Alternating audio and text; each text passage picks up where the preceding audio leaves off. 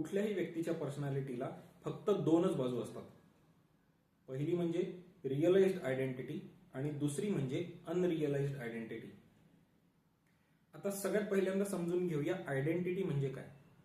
Identity म्हणजे कुठल्याही व्यक्तीशी जेव्हा तुम्ही संभाषण साधत असता त्यावेळेला तुम्ही तुम्ही तुमच्या पर्सनॅलिटीचा पूर्ण भाग त्याला दाखवत नाही, तुम्ही एका चौकटीमधला भाग त्याला दाखवता. आणि तो सुद्धा एका चौकटीमधला, त्याच्या पर्सनॅलिटीच्या एका छोट्याशा चौकटीमधला भाग तुम्हाला दाखवत असतो, एक फ्रेम दाखवत असतो. तेवढा तुमच्या पर्सनॅलिटीचा एक छोटासा तुकडा म्हणजे ती आयडेंटिटी. परत एकदा सांगतो, तुम्ही कुठल्याही व्यक्तीशी संभाषण साधत असता तेव्हा तुमच्या पर्सनॅलिटीचा एक जो छोटा तुकडा तुम्ही समोरच्याला दाखवता त्याला आपण म्हणतो आयडेंटिटी. मग हे रिअलाइज्ड आणि अनरिअलाइज्ड काय फरक आहे, हे दोन भाग का आहेत समजून घ्या. रिअलाइज्ड आयडेंटिटी म्हणजे जी आयडेंटिटी तुम्ही समोरच्याला दाखवताय. अनरिअलाइज्ड आयडेंटिटी म्हणजे अशी तुमची आयडेंटिटी, तुमच्या पर्सनॅलिटीचा असा भाग जो तुम्हाला समोरच्याला दाखवण्याची इच्छा आहे. आता ह्यातला फरक जर तुम्हाला लक्षात आला ना तर तुम्हाला लक्षात येईल माझ्या आधीच्या ज्या काही पोस्ट होत्या, आधीचे जे काही माझे व्हिडिओ होते त्याच्या मागचे अर्थ आणि त्याच्या मागचं खरं रहस्य तुम्हाला उलगडेल. मी जेव्हा म्हणलेलं होतं की लॉ ऑफ अट्रॅक्शन काम करत नाही त्याच्या मागचं कारणच हे होतं. तुम्हाला जर आजचा व्हिडिओ नीट कळाला तर तुमच्या लक्षात येईल मी नक्की काय म्हणत होतो आणि ते समजून घेणं हे तुमच्यासाठी किती फायदेशीर आहे आणि किती महत्वाचं आहे. त्याचा वापर तुम्हाला कसा करता येईल हे तुम्हाला सहज लक्षात येईल आजचा व्हिडिओ लक्षात आला तर. नीट लक्षात घ्या, रिअलाइज्ड आयडेंटिटी म्हणजे तुमच्यामध्ये जे गुणधर्म आहेत ज्याची तुम्हाला जाणीव आहे अशा गुणधर्मांचा, अशा क्वालिटीजचा एक सेट जो तुम्ही समोरच्यावर प्रोजेक्ट करता तो असतो रिअलाइज्ड आयडेंटिटी. ज्या क्वालिटीज तुमच्यामध्ये नाहीच आहेत त्या तुम्ही समोरच्यावर प्रोजेक्टही करू शकत नाही. ज्या क्वालिटी तुमच्यामध्ये आहेत पण तुम्हाला माहिती नाही आहेत त्या सुद्धा तुम्ही समोरच्यावर प्रोजेक्ट करू शकत नाही. आणि ज्या क्वालिटीज तुमच्यामध्ये आहेत, तुम्हाला माहिती पण आहेत पण तुम्हाला प्रोजेक्ट करता येत नाहीयेत, अशा प्रत्येक वेळेला तुमची आयडेंटिटी रिअलाइज व्हायची राहते. म्हणजे तुमची आयडेंटिटी तुमच्या फेवरमध्ये काम करत नाही, ती समोरच्याच्या फेवरमध्ये काम करते. फरक आता मी उदाहरणाने फरक सांगतो तुम्हाला. रिअलाइज्ड आयडेंटिटी आणि अनरिअलाइज्ड आयडेंटिटी, जो खरंच सब्जेक्ट प्रत्येकाच्या जवळचा आणि ज्वलंत प्रश्न आहे ना तो प्रश्न किंवा तो सब्जेक्ट आपण घेऊया. एक व्यक्ती श्रीमंत आहे आणि दुसरी व्यक्ती ही श्रीमंत व्हायचा प्रयत्न करते. दोन व्यक्ती आहेत आता आपल्या समोर. दोन्ही व्यक्ती पैशांसाठी काम करतात. पहिली आहे श्रीमंत व्यक्ती, ती सुद्धा पैशांसाठी काम करते. दुसरी आहे श्रीमंत नाही अशी व्यक्ती, ती सुद्धा पैशांसाठी काम करते. फरक काय आहे मी तुम्हाला सांगतो. श्रीमंत व्यक्तीच्या डोक्यामध्ये त्याची रिअलाइज्ड आयडेंटिटी आहे की मी श्रीमंत आहे. मग त्याच्या डोक्यात फिट आहे, त्याला माहिती आहे श्रीमंत असण्याच्या क्वालिटीज काय आहेत. तो श्रीमंत असल्याच्या क्वालिटीज त्याच्यामध्ये आहेत हेही त्याला माहिती आहे आणि तो ते चांगल्या पद्धतीने प्रोजेक्ट सुद्धा करतोय, समोरच्याला दाखवतोय. आणि दुसरी व्यक्ती जी श्रीमंत नाहीये, ती श्रीमंत व्हायचा प्रयत्न करते. तिला माहिती नाहीये श्रीमंत असण्याच्या क्वालिटीज काय आहेत किंवा माहिती आहे पण त्या क्वालिटीज त्याच्यामध्ये आहेत की नाही ह्याच्याविषयी तो साशंक आहे. किंवा जरी त्याच्यामध्ये त्या क्वालिटीज असतील तरी सुद्धा त्या प्रोजेक्ट कशा करायच्या हे त्याला माहिती नाहीये. ह्या तीनपैकी एक किंवा तिन्हीच्या तिन्ही प्रॉब्लेम्स त्या व्यक्तीला जाणवतात. मग फरक काय पडतो. जेव्हा श्रीमंत व्यक्ती बिझनेस डील करायला बसतो त्यावेळेस तो डेस्परेट नसतो की हे बिझनेस डील क्रॅक झालंच पाहिजे. आणि जी व्यक्ती श्रीमंत नाहीये त्याच्या चेहऱ्यावर डेस्परेशन स्पष्टपणे कळत असतं की अरे हे जर डील नाही झालं तर माझं गडबडणार आहे, माझा श्रीमंत होण्याचा प्लॅन बिघडणार आहे.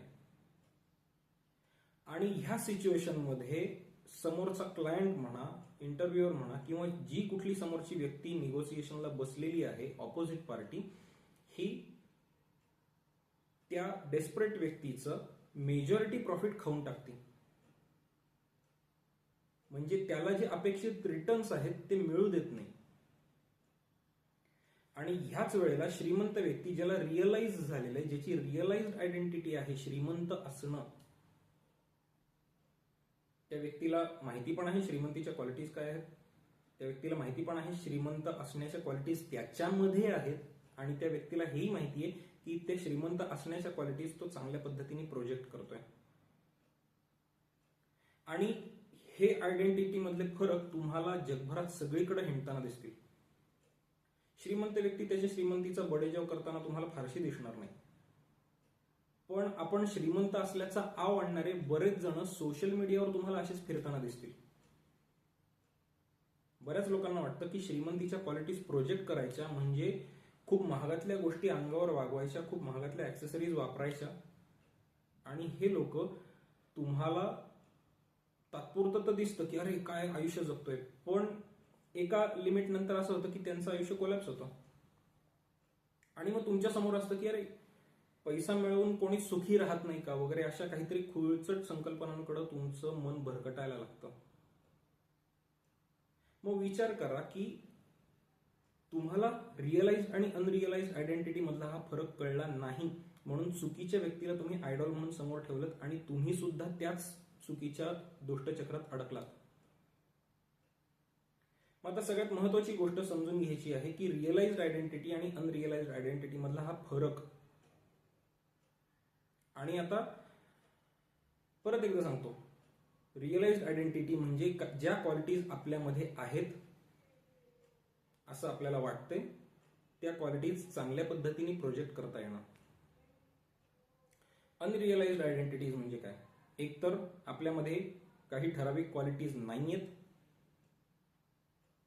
त्या क्वालिटीज काय आहे हेही आपल्याला माहिती नाहीये, किंवा ती क्वालिटी आपल्यामध्ये आणायची कशी हे सुद्धा आपल्याला माहिती नाहीये, आणि ती क्वालिटी प्रोजेक्ट कशी करायची हेही माहिती नाहीये.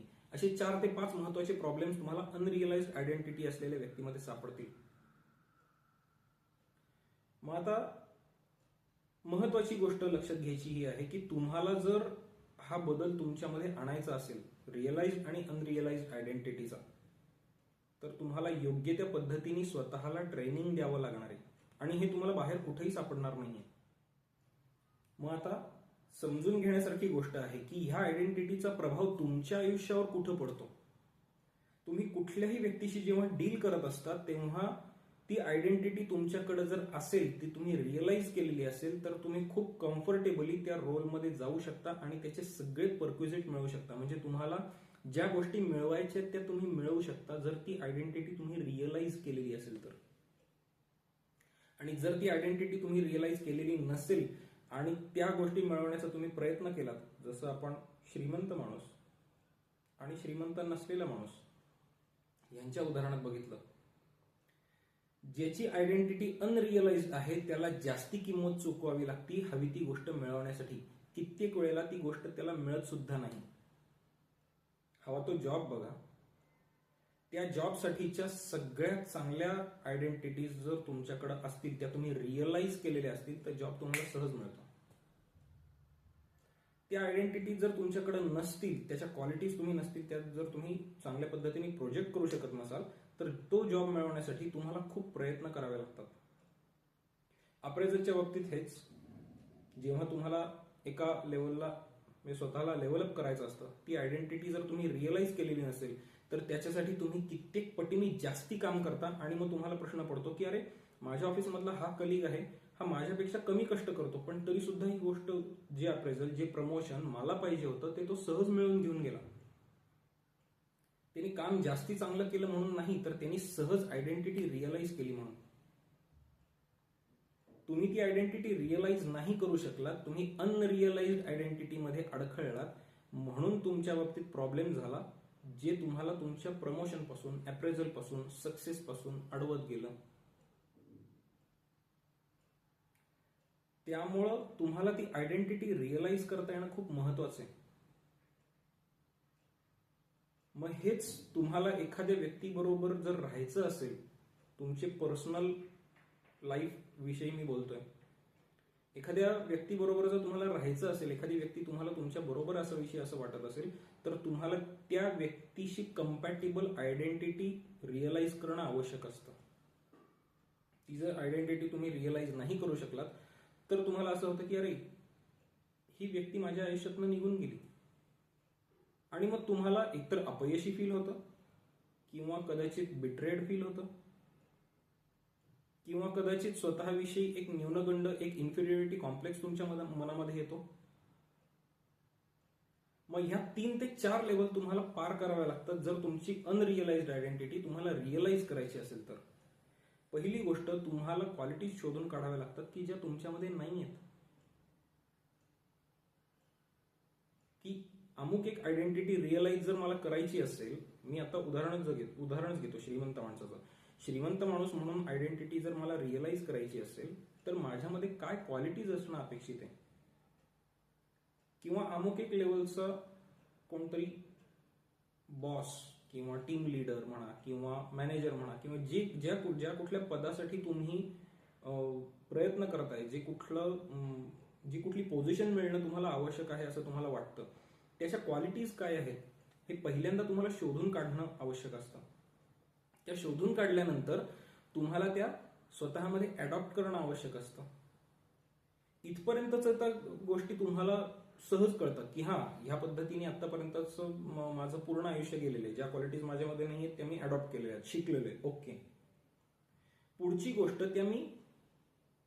त्या माझ्यामध्ये आहेत याच्याविषयी मला खात्री आहे. तिसरी गोष्ट, त्या मी रिअलाइज केलेल्या आहेत, ती आयडेंटिटी मी स्वतःला रिअलाइज केलेली आहे. आणि चौथी गोष्ट, ती आयडेंटिटी मी खूप व्यवस्थित प्रोजेक्ट केलेली आहे. ह्या दुसऱ्या, तिसऱ्या आणि चौथ्या स्टेपसाठी तुम्हाला खूप व्यवस्थित मार्गदर्शकाची आवश्यकता लागते. आतापर्यंत तुमच्या बऱ्याच आयडेंटिटी अनरिअलाइज राहिल्या, याच्या मागचं कारण तुम्हाला ह्या बाकीच्या तिन्ही स्टेप मधनं नेताना लोकांनी त्यांचा स्वार्थ बघितला. तुम्हाला काही ठराविक क्वालिटीज तुमच्यामधल्या शोधून सांगितल्या की नाही, तुमच्यामध्ये एवढी क्वालिटी, तुम्ही एवढंच करायचं. तुमच्या काही चांगल्या क्वालिटीज रिअलाइज होऊ नाही, तुम्हाला त्याचा फायदा होऊ नाही, म्हणून बऱ्याच लोकांनी, जो माझा मागचा व्हिडिओ आहे इमोशनल व्हॅम्पायर्स, त्या इमोशनल व्हॅम्पायर्सनी तुमच्या लहानपणी तुमच्या काही आयडेंटिटीज रिअलाइज नाही होऊ दिल्या, त्याचा तुम्हाला नक्कीच तोटा होत गेला. आणि प्रत्येक वेळेला जेव्हा एक नवीन आयडेंटिटी तुम्ही प्रोजेक्ट करायचा प्रयत्न केला, त्यावेळेला तुम्हाला, मला उलट उत्तर देतो का, स्वतःला अति शहाणा समजतो का, अति अक्कल आहे का, चमकोगिरी करतो का, हिरोगिरी करतो का, अशा पद्धतीची वाक्य तुम्हाला तोंडावर फेकून तुम्हाला गप्प बसवलं गेलं. तुम्हाला ती आयडेंटिटी रिअलाइज नाही करू दिली. आणि आता तुम्ही ते विसरून गेलेला आहात की आयडेंटिटी रिअलाइज कशी करायची. तुम्हाला खूप केअरफुली विचार करावा लागणार आहे की तुमच्यामध्ये कुठल्या अनरिअलाइज्ड आयडेंटिटीज आहेत आणि तुम्हाला त्या कशा रिअलाइज करायच्या आहेत. त्याचा एक प्रॉपर 4 स्टेपचा, 4 पायऱ्यांचा एक प्लॅन तयार करायचा आहे. आणि तो प्लॅन तयार केल्यानंतर तुम्हाला माझ्या मदतीची गरज लागणार आहे. मला खात्री आहे मी तुम्हाला मदत करू शकेन. तुम्ही जर तुमच्यामध्ये कुठल्या क्वालिटीज तुम्हाला पाहिजेत आणि तुम्हाला कुठली आयडेंटिटी रिअलाइज करायची, हे जर तुम्ही मला मेसेज करू शकलात तर मी तुम्हाला खात्री देतो तुमचं आयुष्य एका महिन्यात बदललेलं असेल. कारण जेव्हा तुमची रिअलाइज्ड आयडेंटिटी बदलती त्यावेळेस समोरच्या माणसाची तुमच्याशी असलेली वर्तणूक बदलती, आणि ती जेव्हा बदलती तेव्हा तुमच्या आयुष्यातले परिणाम बदलतात, तुम्हाला हवे ते रिझल्ट मिळायला लागतात आणि तुमचं आयुष्य बदलतं. आनंदी रहा, निरोगी रहा.